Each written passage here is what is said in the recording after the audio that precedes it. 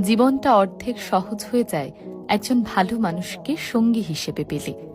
মিথ্যে, ছলনা, বাহানা, মুখোশ আর বিশ্বাসঘাতকতার মারপ্যাঁচ দিয়ে ভরা এই দুনিয়ায় একজন ভালো মানুষকে সঙ্গী হিসেবে পাওয়া বড্ড দুষ্প্রাপ্য, বড্ড দুর্মূল্য।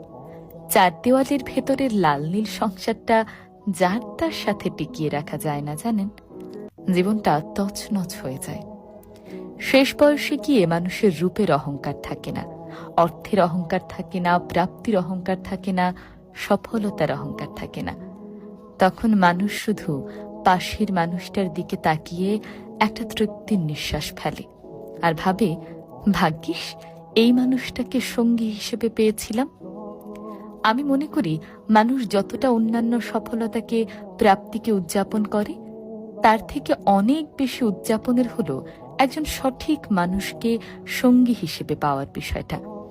তাকে নিয়ে লোকসমাজে গর্ব করুন, তাকে ধন্যবাদ জানান তার অস্তিত্বের জন্য, তাকে উদযাপন করুন সুযোগ পেলেই।